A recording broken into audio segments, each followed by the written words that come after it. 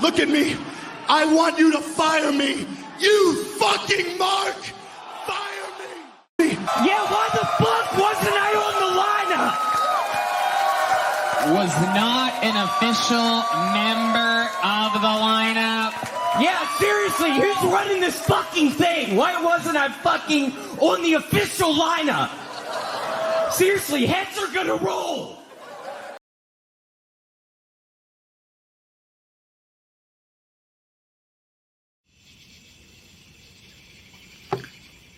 A-N-I-S. Anus. Bam. 800 points. That's game. It's not how you spell anus. I went to Ivy Tech for 2.5 years, bro. I can spell anus. You know what? I know an expert in this field. I think I know who you're talking about. What are you guys doing? We gotta go play Harvest Fest. I'm in here getting all of our gear, and you guys are here playing Scrabble? Again? You know what, Maddie? You can settle this for us. Yeah. How do you spell anus? I'm not gonna settle another Scrabble discrepancy for you guys. That's the third time this week. Calm down, Maddie. Harvest Fest isn't until September 14th. Gates open at 4 p.m. Yeah. At the Miami Open Air Auditorium. Google for directions. Are you telling me that Harvest Fest X is not until September 14th? Featuring bands such as Fourth Among Midgets, Forgotten Ashes, Tight Like a Tiger, GPD, Resonate, and Patron? September 14th? I'm hungry. Shut up! There's gonna be food at Harvest Fest. The lunch break's coming down, and they're gonna make delicious burgers! I'm not having fun anymore. Fun? You wanna have fun? Well, I got a doozy for you, because the Kokomo Press is coming out, and they're gonna have stand-up comedians. We're talking Sean D., Pierce Clott, Michael Howard, Greg Lindbergh, Alexa Eden, Davey Moomaw, Jordan Granger, Jacob Harder, Brian Allen West, and Dan Alton. Say it, don't spray it. Maddie! Bro. Since you put it that way, bro. You know, you're right. You guys... I'm sorry, guys. I shouldn't have blown off the handle like that. Here's how you spell anus. A-N-U-S. Just think about it like I do. The way I remember it, it's an United States, right?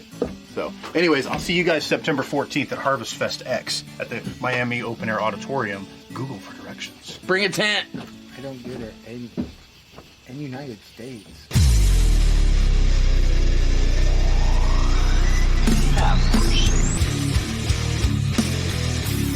Step into the ring, it's Monday Night Fire. My rhymes burn hotter than a funeral pyre. I'm the heavyweight champ, you can call me sire. Reviewing raw like a southern rap messiah. Crossing over lines like I'm Stone Cold Steve Austin. Flipping opponents like I'm Randy Orton. Dirty South flow, my words they be caustic. Every verse I drop got them head nodding. Spit lyrical punches like a ruthless fighter. Got the crowd hype, I'm the crowd igniter. Breaking down the raw matches, no denier. Dirty style rap, I'm the Monday night supplier.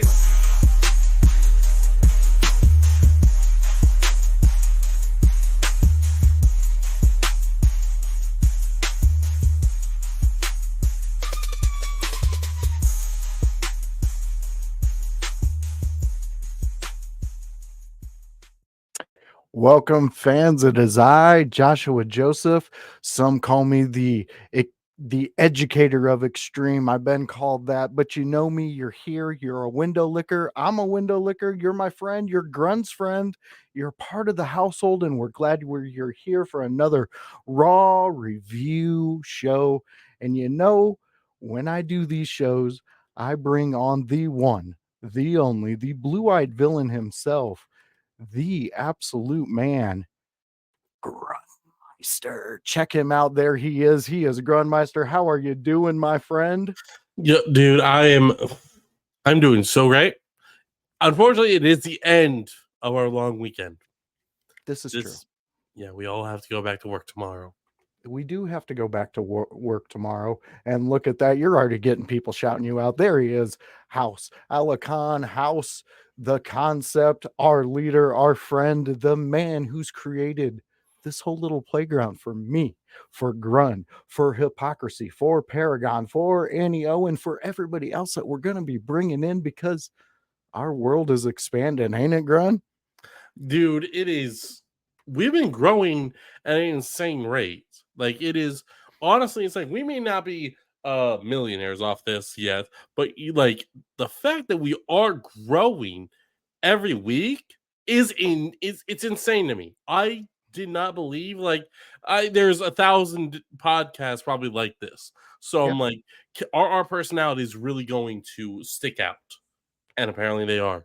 And they do because I mean we get downloaded, we get people joining in. Grun, you've developed a whole new community that people love you. They see you. They see what I seen, what Lou's seen, and I'm so happy that we're here.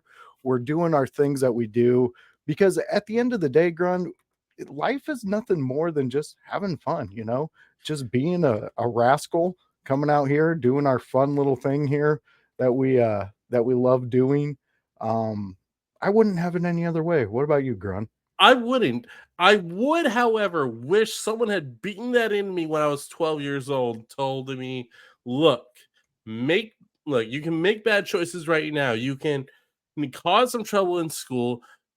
Don't do anything illegal, but like just enjoy life and just try and find who you are early on. Because you know what? Life goes so much better when you figure that out early. Ain't that the truth, man? You It really really is. It really and is. I mean, like, we were talking Roxanne Perez. Like, she figured out she wanted to be a pro wrestler real early, and said, "I'm going to do everything it takes to be the best pro wrestler ever." And you know what? She's solid. It's like, repeat I heads on Lou. I thought here you were we go. our friend. I thought you were our friend, Lou. We got the Lou chiming in. Everybody loves him. Everybody knows him. He was a guest on IYH on a Sunday house party where we brought the Lou in and he partied with me in the household. It was fun. It was a great time. And speaking of the Lou, you got to join him tonight because guess what? The Lou is going live again. He is going right back into it. This is out of the Lou's Discord, so go join it because it's a fun time to be a part of the Buddies community where you can just be yourself and just be a PP head follower like Lou because everybody loves Lou. Who doesn't love the Lou? I love the Lou. Grun Yes. loves the Lou. Yes. Everybody does. We know the house does. Look at him. House loves Lou. So go check him out tonight. He's getting back into the grind. This week, he promised us all in the Buddies community that he's getting back on track. And when Lou says that, oh, the buddies get all the feels and tingles. They just get so excited. Honestly, they all turn into a bunch of Rise to the top. Oh, yeah. Macho Madness, yeah, has got more. when Lou goes live and he sticks on a schedule, the buddies get Macho Madness. Ooh, the cream always rises to the top, Grunmeister. So, Grun, now we got all the silly shenanigans out of the way. We got a lot coming up with the team. The September 15th show is it's going to be amazing. Let's just say that that's where we can leave it. We've already added a great guest to it. The veteran Jack Vaughn is going to be with us, slapping that thigh, giving us the best thigh slaps in town. And plus, we're going to pick his brain a little bit because I love the creativity that comes from him. Grun, I'm gonna send you a bunch more stuff of his. You're Please gonna do. Introduce you're gonna me to flip the out for this dude. All right. If you're out there in the household and you know the vet Jack Vaughn and you know what he can do, get ready for that 15th show because not only are we going to let you know the information, we are also going to have Jack Vaughn on there and it's going to be a household party. And you know that those are always the parties that the cops call themselves for because they're like, hey, why didn't you get invited to this?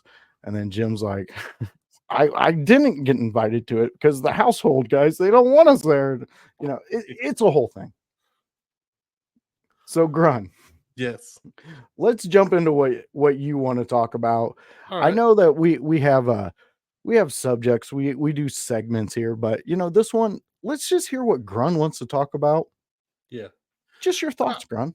so my thoughts this week are pro wrestling and WWE based, and it is the shocking news that's being reported from earlier today that Odyssey Jones is no longer on the Raw roster or the main roster, but he's also not on the alumni page. Hypocrisy Jones, who's a great member of our team, pointed out in our chat that it could be a name change. I think he says he suggested it could be capital E.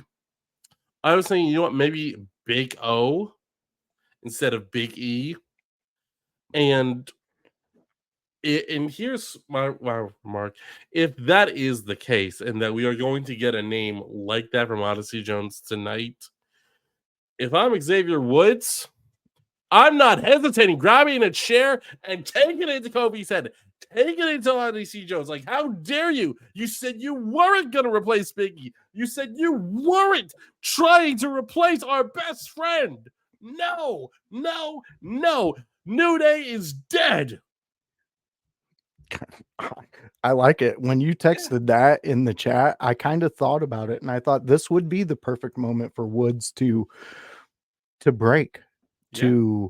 to finally have had enough. Because I mean, let's be honest, I'm waiting for Woods to break out from this hindrance now. The New Day has become a hindrance because what else can he do inside that unless they completely change the New Day?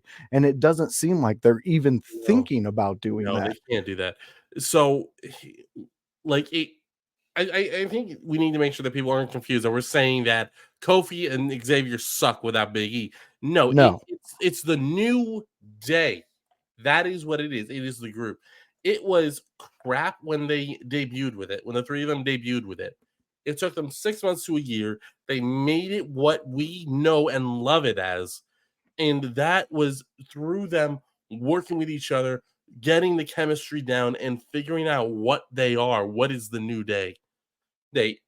And I think we can all agree that the New Day has not been the same since Big E's unfortunate injury at the hands of Ridge Holland, who Big E he doesn't blame Ridge Holland for it. It was a move. It was a spot that they have both probably been they've either received or given to someone else a million times, and this just happened to be the one time that it went wrong, and that's pro wrestling.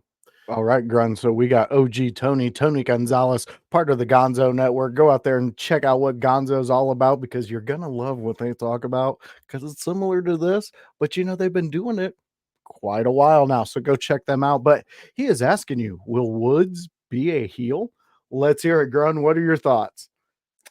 I think it's gonna. I actually think this is gonna depend on how people view the storyline, because like this is, as I was saying, like, you know what? Some people might side with Kofi on this, but I'm siding with Xavier on this. So I'm thinking, how many people are going to side with Xavier that no, you can't replace Big E. You can't. His personality it was just perfect. It was just a perfect blend with Kofi and Xavier, and it was their personalities. It wasn't we're gonna try and get Big E over in this room. Like, no, like it was three guys that were lost in the shuffle that that Xavier had debuted, and really, like, he had a couple matches and was trying to get over, but it's like no one seemed to remember he was Consequences Creed in TNA. I didn't know that. I had to look that up later. Well, and I think that alludes to what he's capable of outside of the Woods character. Yes. And I think ultimately that's where we're saying, we're not saying that we dislike either one of these guys. It's just that it's time to evolve, and Woods this would be a perfect opportunity if they go that route with what we're talking about. We'll only know until that happens. Yeah. So it's very interesting though that you brought up the Odyssey Jones news. So we'll keep on a lookout for that to see if it is just a name change or he's just not with them anymore. Yeah. So Grun, did you have any more thoughts in that villainous head you have? I think this is going to be finally Xavier Woods' breakout moment. I think that's what we're going to see in the coming weeks. We're finally going to see his breakout moment as an individual and not as a group. I like it. Because like I said, like he was Consequences Creed in TNA, and you know what? He was really good in TNA. He was he showed that he was a great wrestler. In WWE, like I couldn't see it. I didn't see him. I didn't know it was him. So I saw him like seems like a good wrestler. Like I just don't get his character. Sure. So and it's like that is basically the death blow. If people can't get your character, how can you get over? Yeah, I mean, it's like that in movies and Mm-hmm. television shows, anything you put on entertainment. All right, Grun, do we got any more Grun thoughts before we head into Grun's topic? I guess one more. We got Asuka has officially re-signed a long-term deal with WWE, which is really awesome because Asuka is a great wrestler. And she is great. Well, yes, she does better at speaking Japanese than English. Mhm. She knows how to she uses body language and she uses movement to accentuate her character and how she's feeling, and it helps her with the language barrier that while she's been with WWE for I think close to 10 years now, um she has broken that language barrier. Even if she doesn't speak English fluently, her performance in the ring, the way and every Very true. little thing that she does helps break that language barrier, which just shows how incredibly talented she is and how smart she is. I agree 100%. And fans out there, WWE Universe, it is time for you to look at Triple H in the eyes for this long-term signing and say, Shake? The words you're looking for are thank and you. Put them together, they make a nice sound. they let's say thank you to Trips for securing Asuka for us because I mean, honestly, let's just be 100% on this one. Asuka is one of the best things to happen to the women's division. She brought a lot of energy, a lot of different to it. I mean, look at what we got because of Asuka. Kyrie Sane, who's not impressed with what she can do in a ring.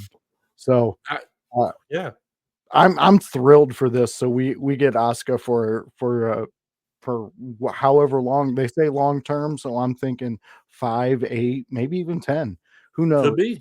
She's going to be a huge benefit. And then what they're doing right now would be very beneficial. Be the way they're setting up for the future and a talent like Asuka for her to go overseas and talk to the Asian community Market. about Yeah. joining up. I mean, because that's going to even expand the next in line uh, program, because you're going and finding other athletes from other backgrounds. 3 to 5 years, says OG Okay. Tony. All right. Right. I mean, still, That seems about right. yeah. And who's to say there's not another extension behind that? Because I There mean, could be. it It doesn't could seem be a like she's normal thing. moving anywhere soon. No, no. I mean, like she might be in the same boat as Shinsuke Nakamura, where you don't see Shinsuke on TV a whole lot. He's on he's on the live shows a lot. He has said that you know what, he's happy sitting at home. He's happy with the arrangement with WWE. Like as long as WWE will keep renewing his contract, he'll keep signing. He loves living in Florida. He's a beachgoer. He's a surfer, and he loves that he's so close to the beach. He loves the entire lifestyle that he gets to live in Florida. And So that's awesome to hear. That's yeah, really awesome to hear. I love both those talents. All right, Grun. So your thoughts were really good on this one. I liked it. Thank We you. got informed. We actually got it a little debate. We got Lou. He thinks if Woods turns, it's gonna hurt. Uh it's gonna be like the Shield, man. It's gonna be hurt worse than So, that. And so I again, don't know, Lou. I go with it. It depends on how you look at it. Yes, Seth Rollins turning down the Shield was huge. It was such a big deal. It hurt everyone. This, I think, if you are agreeing with me that if Kofi in storyline is trying to uh is giving Odyssey Jones a new name and is pushing and is unknowingly pushing towards Odyssey Jones being the new Big E, then I think you're with me and like, no, Yeah, no, how dare you? And Xavier Woods snaps. And yeah. I'm gonna be like, no, Xavier Woods is a good guy in this because he understands the legacy of the New Day is Kofi, Big E, Xavier. It is all three of them equally together. No, Odyssey Jones has no place in that legacy. I, He does not get to ride the coattails of the New Day. Grunt, I ain't gonna argue with you on that one because I agree with you full-heartedly. And it's time for that evolution. Just like it's time to evolve this conversation into exactly what we love talking about. Let me get the old DDP up there. Yeah, you like that? All right, we're gonna diamond cut the hell out of this next topic, and you know who's bringing it in. He's our blue-eyed villain himself. He is the fucking Grunmeister. Get used to it. And Grun, this is your thoughts, so let's It get is. going. So, ladies and gentlemen, Uncle Howdy had his first match on Raw last week. And here's some details that you need to know. Taylor Rotunda, Bo Dallas, has not had a match in 5 years because he had suffered a bad neck injury. I guess so. It would have been 2019. Okay. He got healthy, but is my understanding. But WWE let him go pretty much as soon as he was healthy. They let him go, and between then and now, Bray Wyatt, I imagine, when he was trying to get Bo re-signed with WWE to get to the Uncle Howdy character to try and get what he and Taylor always, Wyndham and Taylor always wanted, and that was to work together on live Raw on TV, be in the same faction, be in the same storyline, and and as we all know, unfortunately, we never got to see the final vision of that. But we are True. seeing that now with the Wyatt Six, and it is just perfect. And what we saw from Bo Dallas or Uncle Howdy is we saw that he was always a great wrestler. And if you're like me and only saw him as the goofy comedic character, you didn't really see him at his best. You saw that he was Yeah. willing to do whatever it had to take, whatever it took to be a great performer, to earn his spot, but you never saw him at his best. And that's what we saw with this. We saw Uncle Howdy, Bo Dallas at his best. It was a nice, I think, 15-ish minute match, and Bo Dallas took bumps. It was a very good back and forth match. Obviously, obviously Bo Dallas won, but the Creeds and Ivy Nile did come out to interfere and try and help Chad Gable win. However, whenever you target the head of the Wyatt Six, the followers are always nearby. And we saw Eric Rowan, Joe Gacy, Dexter Loomis appear without their masks. And you know what? That is totally fine. They don't need the masks all the time because these guys look menacing all on their own. And Uncle Howdy would end up winning with the sister Abigail. And I've seen it said online by WrestleTalk. It was the perfect debut match, and I can't disagree with that. Well, I mean, I just listened to you give a very, very well said legacy of Bo and what you know of him. I can't agree more. I love Bo Dallas on the ring. I liked him when he was the comedic guy, when he wanted you to believe. I was there with him. I was waiting for him to come out. I don't know. There was just something about Bo Dallas that he intrigued me. He made me want to watch what he was doing. Um, but to let's fast forward to what we have now with the Uncle Howdy Bo Dallas that we have now. And this evolution, which we were talking about earlier, is fantastic. This is what we need in wrestlers. This is what makes me want to even be a bigger fan of a wrestler who took a tragedy, and yes, he could have just took his bag, went home, and protected the memories that he did have with his brother and the moments he did feel with him, but he didn't. He's seen a story that he could progress and get closer to his brother in ways and become the brother, the friend, the guy, the reliable human on this planet, because there's not that many. You I mean, tell me you could count reliable humans on your hand more than what's on your hand, the 5 digits you can count. I can't. And with your brother and being that close, I feel that he was that for Bo, and Bo was that for Bray. So for him to take this and run with it and take it and make it his own, mold it into what he's seen, what they both seen together, is fantastic. Uh Yes, I agree with what the Lou's saying here. Bo is another Definitely. NXT guy that had a rough beginning, but always knew where he belonged. It's it's just sad he never got the chance to do this with Bray. And you're 100%. I mean, the documentary, go watch it if you haven't seen Mhm. it yet. You can see. I mean, I sat there with tears just streaming a majority of the time when Bo was talking about Bray, and when he was, I mean, it was eerily beautiful because we're walking with Bo as he's going through the graveyard of what his brother was creating, and like to come out on the other end with this is just masterful, and it really speaks volumes to what Bo is capable to withstand in this life, and it makes you really think of the old saying, and I'm not getting religious on anybody, but it is said that the creator will not give you more than what you can handle.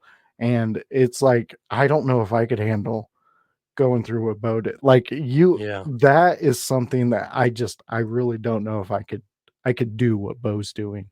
But to say that Bo is doing what he is doing, and to see it, and to follow the buzzards like Bray told us, because Alpha Academy was being buzzards at that moment. You got Gable doing his thing, and then all of a sudden these buzzards come in because they know Bo is doing what Bo wants to do, and he's capable of taking another soul and just making it an ornament on that next Christmas tree that he's going to put up. Who knows what it looks like? It's going to be in the bayou. It's going to be weird, but you're going to like it. So I love what's happening here. Grun, I love your coverage on the Wyatt Six. Please, let's keep this going. This is a good segment with you because I absolutely love it. You got some good talks about it. You Thank always you. get Lou talking about it. So, is there anything else you need to say about Bo Dallas and his performance from last Monday? You know what? Let's briefly talk about the video package where Bo Dallas pointing out why he's going after Chad Gable and American Made, and it is Yes, because American made. because Chad calls it a family. I mean, and Bo's explanation is that a fam is a it is not a family if it is born out of the tears of the innocent. Mm, And the tears of the innocent being the Alpha Academy. yeah, I mean, Chad Gable did not create American Made because he wanted to help the Creed brothers and Ivy Nile. sure. He created it because he wants to be champion. He created it for his own selfish desires. And Bo Dallas does not appreciate that. He does not like that. He hates that because Bray always did everything for the benefit of everyone around him. He never was in it to make himself look like God and make everyone else look like shit. He wanted, if he was going to the promised land, he wanted to bring everybody with him to the promised land. I love it, Grun. Let's put a pin in it. I think we're going to expand on this next week because we got Raw coming up, and Oh, it yeah. is 33 minutes outside of that. So, Grun, we got a quick PLE we got to talk about because Yeah, we do. it does set the tone for a little bit of what's going on Raw here. So, Grun, let's do it. We had Bash in Berlin last night or Saturday night, and it was epic. I loved it. Grun, I'm gonna say this because I heard a lot of people talking about it. Just before we go into all the matches and what happened, let's just really quick hit on this because I seen a lot of hate and it's saying it was a good one, but it wasn't great. For storylines, it was fantastic. Every Yeah. story that we're about to talk about, every match that we watched and we're going to expand upon, I thought was fantastic. I thought they did their job. I thought this really pushed the stories that are happening. It closed some chapters. It began some new chapters. So Grun, real quick, what was your take on the whole thing, whole PLE as a whole? It was a very good pay-per-view. I would give it an A minus. Okay. I think because you know what? There was some good wrestling. Orton Gunter was a fantastic match. You had Cody and Kevin start the show, which was more storyline based, Yep. probably leading up to a second match between the two, I probably can with a see it. heel Kevin Owens. I can see You it. had a very solid women's tag team match between um Bianca and Jade versus the Unholy Union, where Bianca and Jade won, which it was a very good match. It was a solid match. There was nothing, and it is progressing. We know it's progressing towards a split between Bianca and Jade. So the question obviously is, what is their plan? So now you have people intrigued to tune in to SmackDown. You have people intrigued to tune in to Raw to see what happens with the Terra Twins versus the Judgment Day, because Terra Twins picked up the win, which I did not see coming, but they did. Yeah, they did get that win. Yeah. And that is insane to me. But like, yeah, this show, like, yeah, it was a it was a B pay-per-view technically, but like, what does it matter? Because it was good, it was enjoyable. I was something similar with Call of Duty.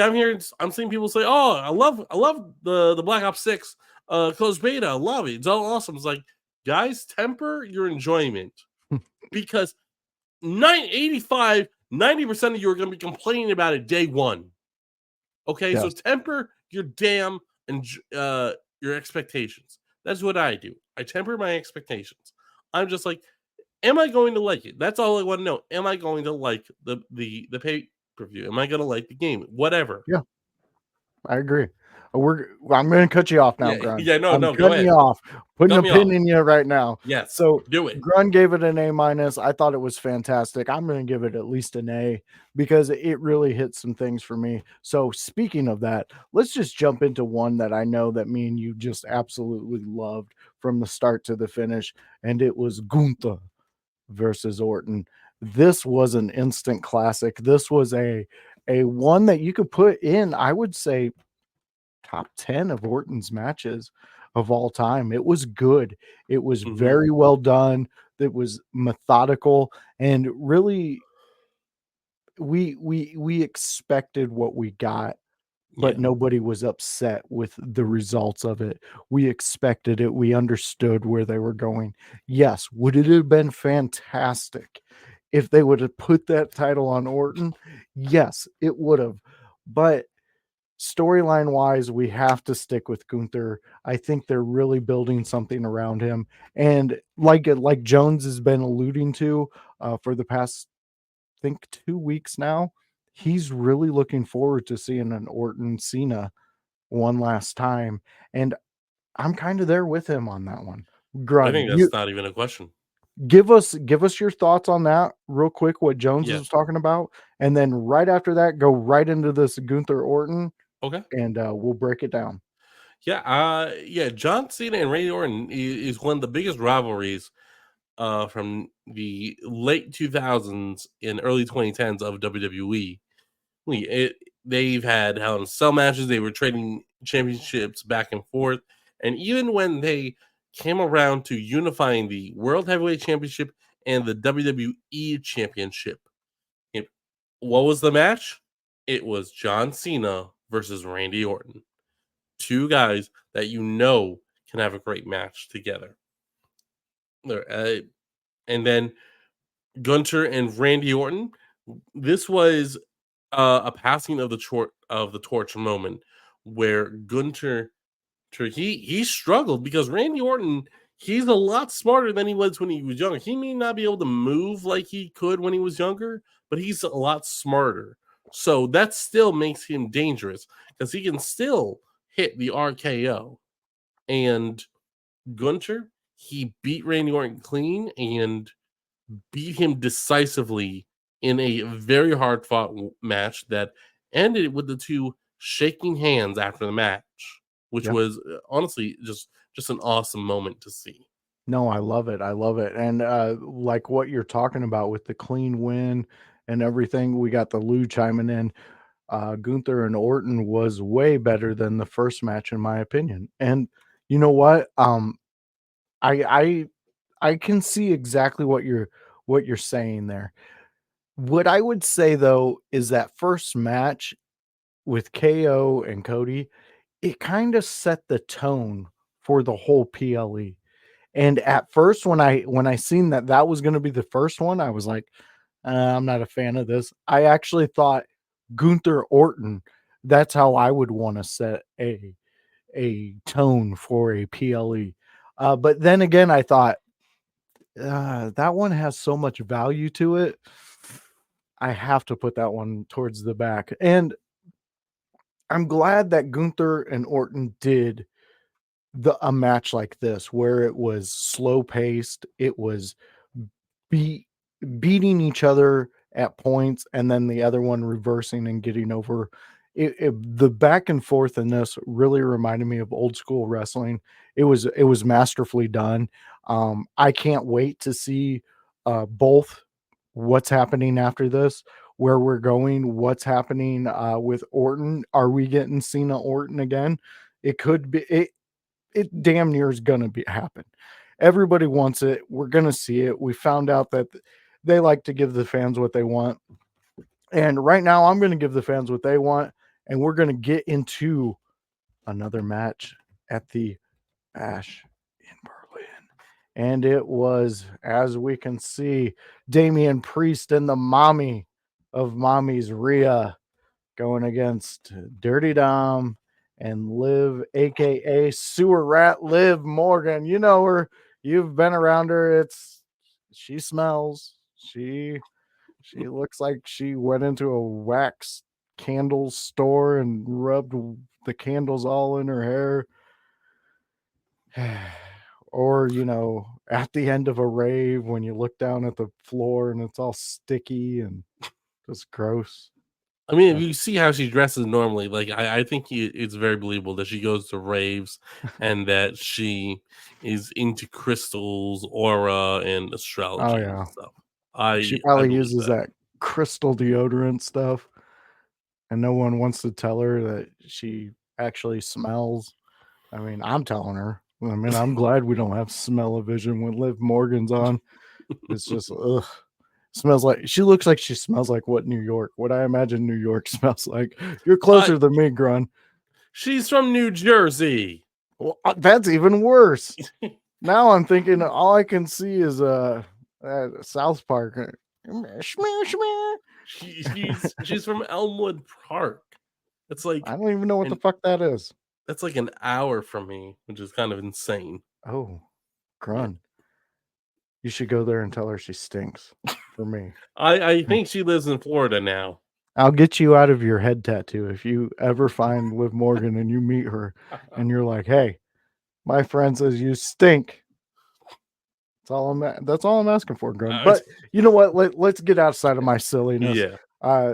How'd you like this match? Was it well done? I know we talked about how this was kind of shocking that they won, but let's hear it. We got the Lou going off in the I chat too. yeah, he is.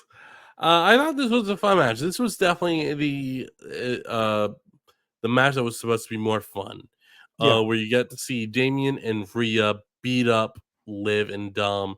You got to see them beat up the Judgment Day.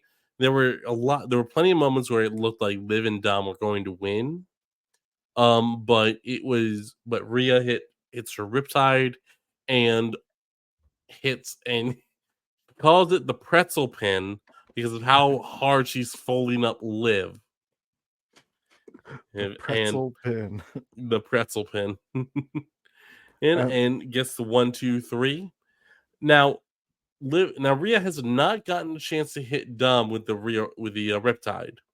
I do believe that's going to be at the end of the feud, but I personally think that the wrong team won. Ah, yeah, I kind of figured you did. You drank the Kool-Aid that Jones was passing out at the last house party. And I like I like Lou. So Lou, everybody out there, go out there and check out Lou and all what he does. And you know what, Lou? Why don't you give him a little sample of what you do and tell us what do you mean by this, Lou? Put it in the chat, Lou. Let's give them a sampling of it. What do you call it? Yeah, we want to know what you call it, Lou. Give the window lickers, Grun's friends, my friends, and the household what you call that. But anyways, I liked this match. I liked the outcome. I really think it sets up for we're definitely getting Rhea Liv one more time, and it's going to be for that title. Oh, Lou's getting okay. We're getting X-rated Lou. Giggity giggity goo, Lou. You go to bed. No, don't go to bed because you are streaming tonight at 9:00. Lou goes live. So go check it out and what Lou does out there. You're going to have a blast. But this match, it was fun. It was entertaining. It was what it was supposed to be. I don't expect anything outside of what happened. What it to be storyline, you could have gave either one of these teams the win, and it's gonna progress the story. It's gonna make it more meaningful. So I like the match no matter the outcome. It was a good performance. It really really cemented that there's going to be a lot more happening with this group, with both of these groups that are forming. I mean, I'm liking it. So, talking about progressing storylines and chapters finishing, I really think we closed a chapter here, but that's going to make a reappearance in another book. I think they did a moment to where they could pause this specific story because CM Punk did what he said he was going to do. He won. He got back his bracelet, and on top of all of that, the most important piece that CM Punk did is he proved to all the naysayers, everybody who doubted him, that he can actually get into a match with somebody and make it still entertaining. You're still going to want to see what he can do.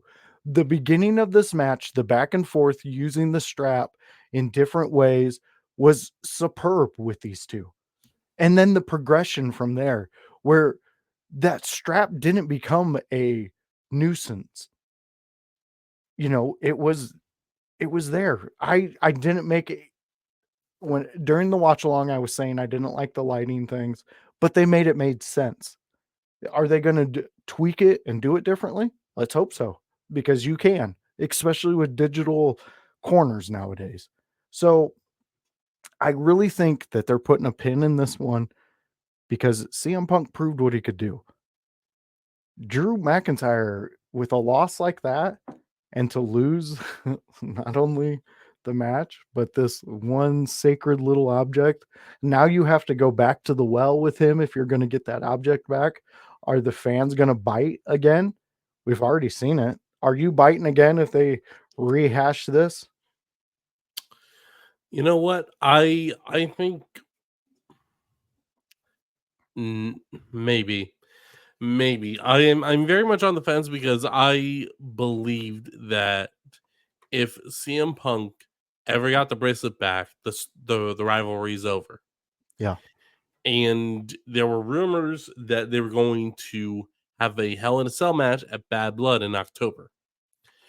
Now, with Bad Blood less than a month away, CM Punk is beating Drew McIntyre in a strap match and gotten the bracelet back. So now I need to I need to sit back and watch and see how they justify um these two having a Hell in a Cell match at this point when CM Punk has nothing left to prove to Drew, but Drew now he has to own the fact that he has a loss to CM Punk, which just puts him just behind CM Punk in title match contenders. I, you know, I can see what you're saying here. Would I bite on it? Yes, I would. I would watch it. I would check it out. But here's the thing, you have to give me a break in it. You have to give me something to where, like, let's say they don't even get in the Hell in the Cell. Let's say it's one of them going against somebody else. Say we insert Seth Rollins. Put him in there with either one of those guys. And then the guy who is not in it is does something to jump into that match. It's a Hell in a Cell. Anything can happen in a Hell in a Cell. Or, just go about their way for a couple months. And then all of a sudden, one night, Drew McIntyre decides he's bored and he fucks with CM Punk and, does something. I see ways that you could get me back into it. I'm ready for it to be, you know, go your opposite ways. Let's see what you all both can do because we don't have that much more time with CM Punk. So Yeah. let's see what stories we can get going. I like the match overall though. Grun, did you enjoyed it? I thought it was a good match. I enjoyed it. Okay. Good. I'm glad you enjoyed it because CM Punk's he's a fun watch in matches. Yes. And I liked how he proved that he can still go in this. So let's jump into this one. I know it wasn't the favorite of everybody's. I know some people didn't want it at the beginning, but it was KO versus Cody for the title. And in this one, we seen the ultimate struggle inside Kevin Owens multiple times when he could have just went old school KO and it would have won him that match. The ring apron, power bomb onto the ring apron for once. The very first incident in the match where he was in the corner and he could have just punted him. Could have just did it. He could have done something and it would have took Cody out. But Grun, give me your rundown of this one. I know it wasn't a favorite of yours, but give me a quick little rundown what you liked and what you didn't like in it. Well, I did like the character work from Kevin Owens, where Kevin restrained himself from hitting spots that he would have hit on his worst enemies and would have hit on anybody to just get a title shot. He restrained himself because he didn't want to fight Cody. He didn't want to hurt Cody. He didn't want to injure Cody.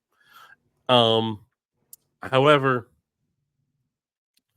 for I think that is going to be playing a part in SmackDown. I think this match was very good because of the story aspect, because of the character work between Cody and Kevin. And even when Cody won, they still embraced afterwards. They still walked up the ramp together. Yeah. Well, yeah. I mean, it was kind of a weird build for this one. Yeah. I'm not I'm not too fond of what they're doing with KO on this. I want the old Kevin Owens like we all do. But I think they watered those seeds that were planted long ago with our introduction of KO. And I think we're about to get heel KO, what you want to call him. I don't think it's a heelish thing. I think it's more Kevin It's who Owens. Kevin. I Yeah, mean, it's just who Kevin is. yeah, so I like it though. I hope we get back to that. And like we said, this one it really didn't touch too many needles. It didn't really move anybody's particular feelings towards either one of them. It was a good match. I like the way they progressed the story of KO. Outside of that, it was a good match. So now, Grun, let's get into the one that shocked the night, and it was Bianca Belair with Jade Cargill versus Alba Fire and Isla Dawn. Give me your thoughts, Grun. Give me what do you think of Jade's in-ring work? Because Jones called her the MVP of the night for her multiple saves, for her making sure that ultimately they won the title. You know Break it what? down, Grunner. Yeah, you know what? Jade played a very important part in this match because she was the one to make the saves, like Jones pointed out. She was the one that really demonstrated how important she is to the tag team between her and Bianca. Bianca is strong in her own right. She is a fantastic athlete in her own right, but she cannot win the match alone. And this match, we have seen that Jade Cargill has come a long way since her debut in AEW, and, WWE has been giving her the time and giving her everything she needs to become better. And they conquered a very solid tag team who have been wrestling together and friends for a very long time, who are completely, they're not shocked, they're not bothered by two uh two large black women who are very strong.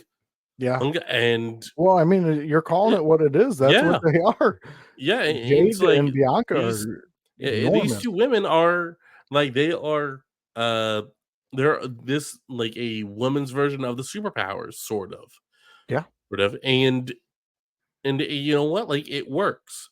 And they had to go up against wrestlers who understood, okay, we can't outpower them, but we can outthink them. We can pull off some sneaky maneuvers and really work as a team to take them down.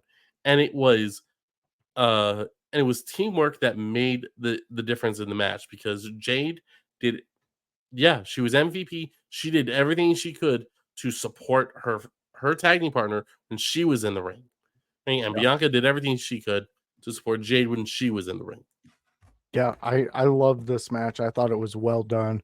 Both teams really showed that they are where they're supposed to be, because I mean, like we alluded to, Jade had multiple saves in it, but Jade was not only the multiple saves, but throughout the whole match, Jade was exactly where she was supposed to be, to make the match progress, to make it make sense, to answer the whys, to bring us full circle.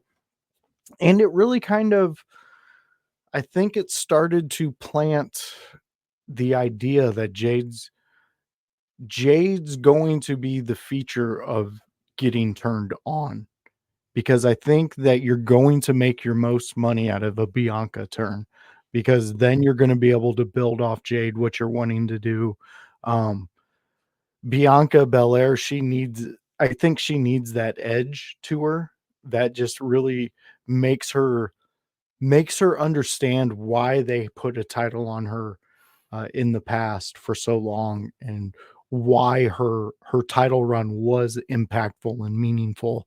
Um, and then when that gets back to us, I think that's when she gets put back into the title holder. And plus, at that time, you can have a Jade Cargill either going up against her or being the one holding the title.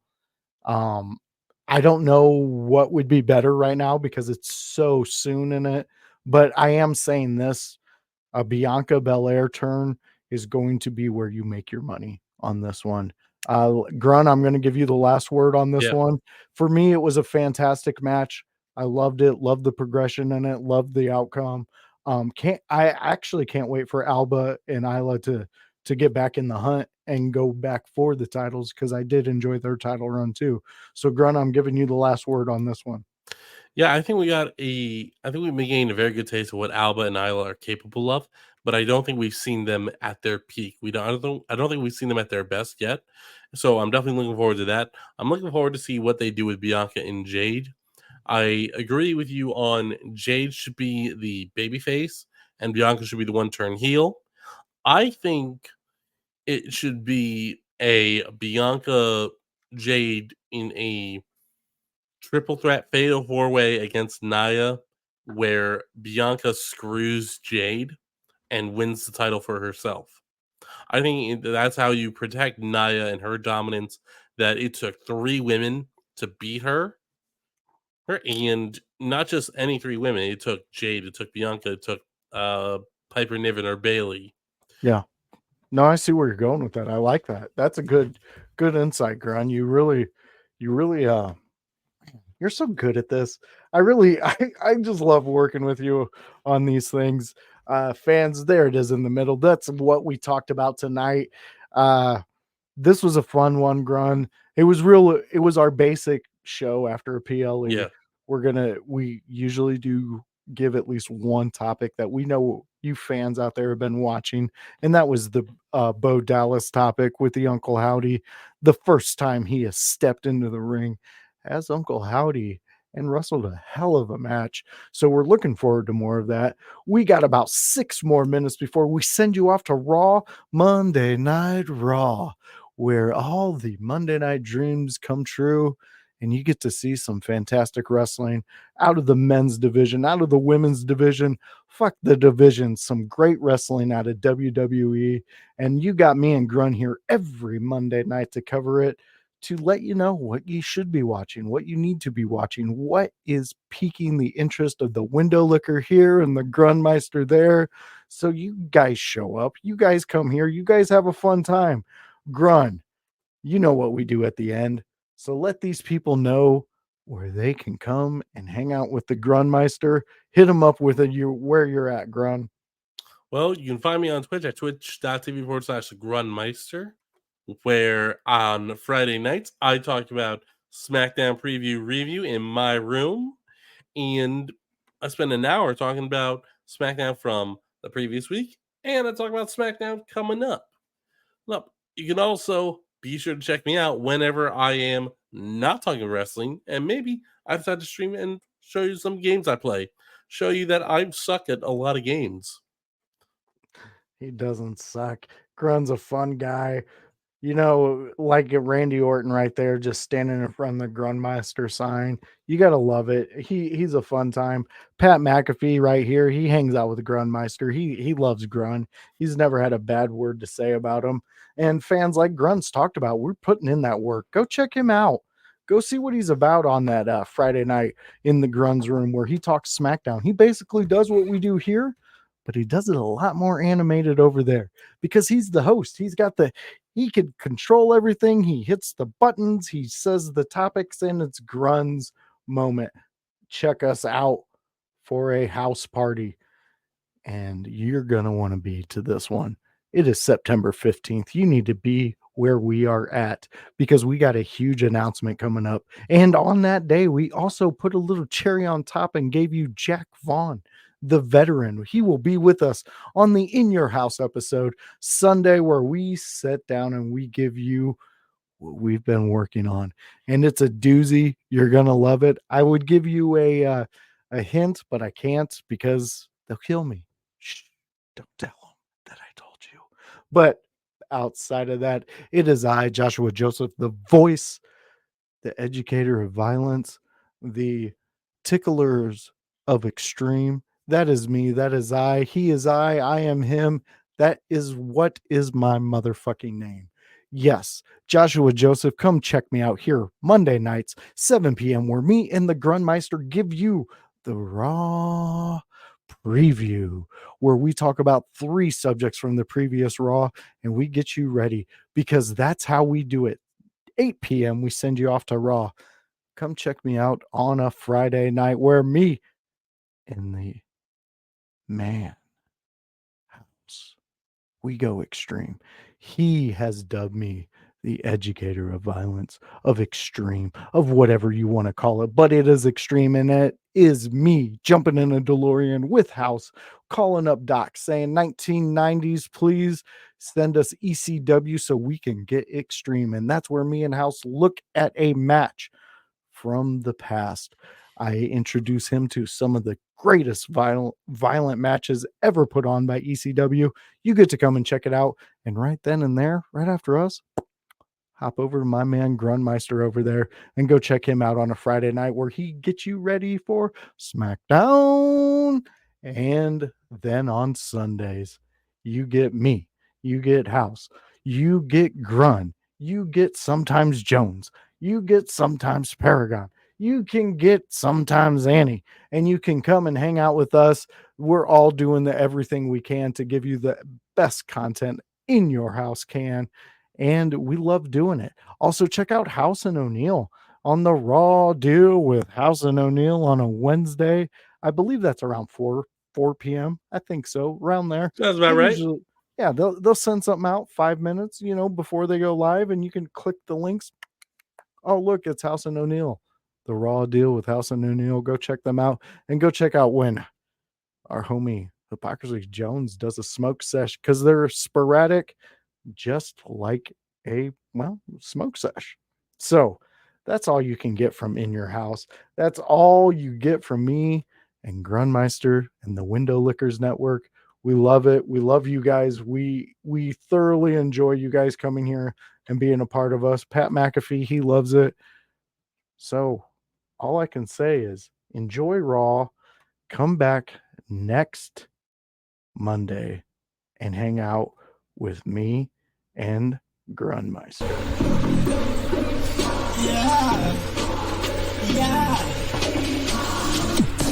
Your house with O'Connor. Your O'Connor, your house.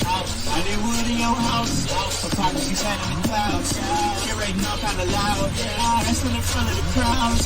Paragon's holding it down. Anybody can get it. Come to us for your news and opinions. We got a voice, there is no choice. Music voice in your house, making wrestling noise. Moving fast, it's like cruiserweight action. Your house is a perfect distraction. Pump us so your ears when you in traction. Get this work with some wrestling action.